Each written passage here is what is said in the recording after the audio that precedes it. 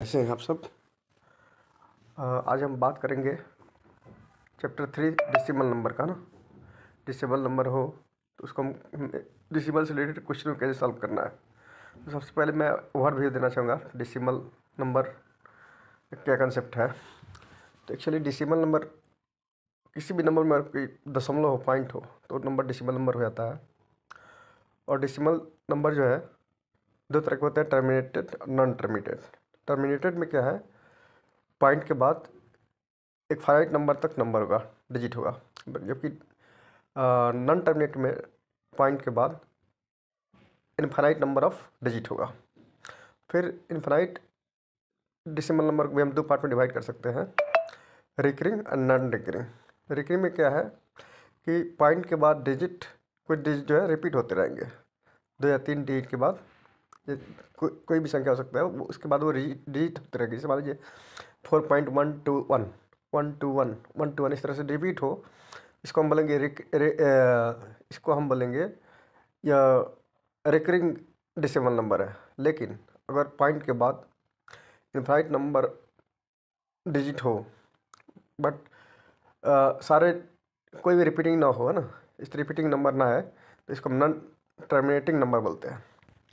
अब डेसिमल से related question को जैसे हमें किस तरह के क्वेश्चन हमारे पास आ सकते हैं, तो डेसिमल से रिलेटेड क्वेश्चन जो हमारे पास आएंगे वो होगा भाई कुछ नंबर्स दिए होंगे डेसिमल में, उसको ऐड करना होगा या सब्ट्रैक्शन करना होगा या मल्टीप्लिकेशन या डिवीजन होगा, यही हो सकते हैं।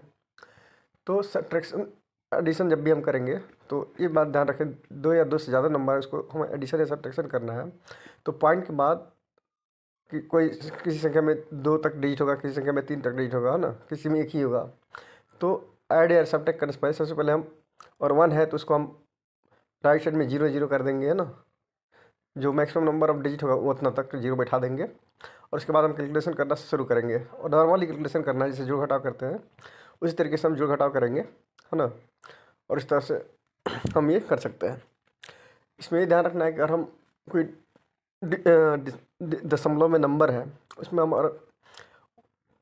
लेफ़्ट टू राइट मूव करते हैं ना, लेफ़्ट टू राइट मूव करते हैं तो हमें डिवाइड करना पड़ेगा, जितना डिजिट हम मूव करेंगे उतने डिजिट से हमें डिवाइड करना पड़ेगा। वन सपोज दो डिजिट सबने लेफ्ट टू राइट मूव किया, जैसे 4 है और 4 को हम 0.0 कर दिया, तो हमें 100 से डिवाइड भी करना पड़ेगा, है ना।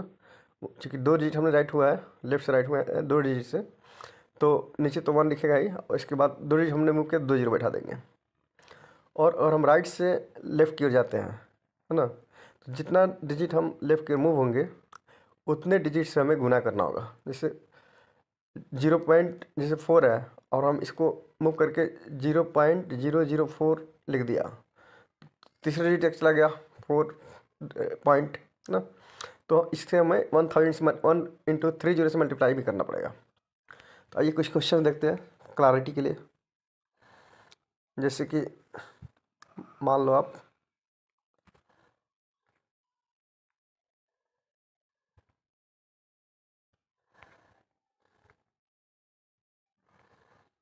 जैसे मान लीजिए यही क्वेश्चन है,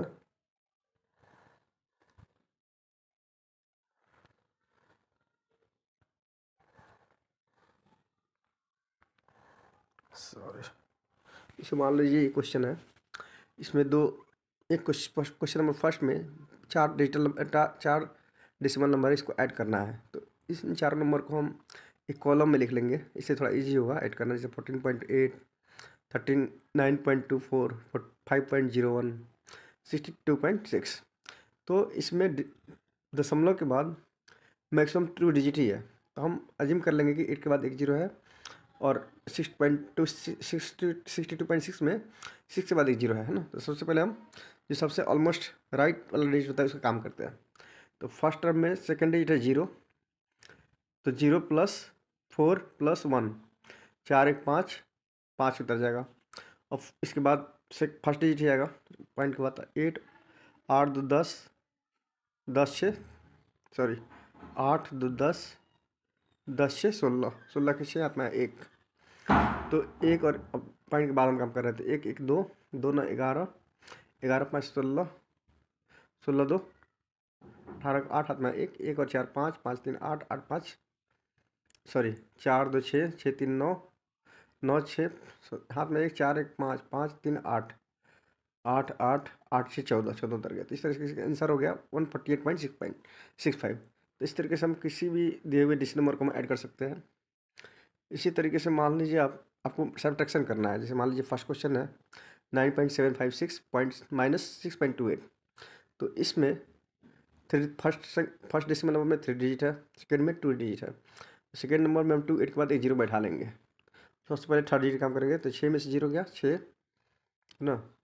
अच्छा 5 में से 15 में से 8 गया 7, एक हासिल लेना पड़ेगा। और 6 में से 2 गया 4, 6 में से 2 गया 4 है। और 9 में से 6 गया 3। तो इस तरीके से इसका आंसर 3.476 हो गया। इस तरीके से बहुत ही ईजी होता है ना। और ये इसका एप्लीकेशन बहुत है, बहुत जगह अप्लाइड होता है, इसलिए समझना जरूरी है। अब take out of 3.547 from 7.2 same way जैसे हमने ऊपर घटाया है 7.2 में से माइनस कर लेंगे इसको, तो हमारा आंसर ये हो जाएगा। इसमें 3 डिजिट है तो इसमें 7.2 के बाद हम 2 जीरो बैठा देंगे, 3 जीरो हो जाएगा। उसके बाद सेम जिससे हम घटाव करते हैं इसे सेम करेंगे ना। उसी तरीके से अगर हम बात करें है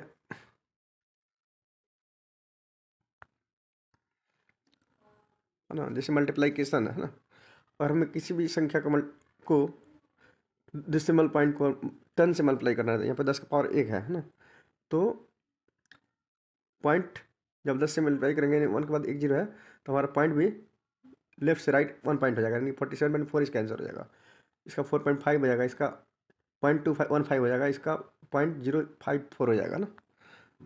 इसी तरीके से अगर हमको 2 डिजिट है और 100 से गुना करेंगे तो हमारा जो डेसिमल है 2 डिजिट लेफ्ट टू राइट हो जाएगा ना। जैसे 35.853 है तो ये हो जाएगा 35.85.3, 42.5 है तो हो जाएगा 4250। इस तरीके से 100 से मल्टीप्लाई कर सकता है। तो जितना पावर होगा 10 का उतना ही डिजिट हमें लेफ्ट टू राइट मूव करना होगा ना। अब हम बात करते हैं अगर डिवीजन का ना, तो डिवीजन कैसे करना है।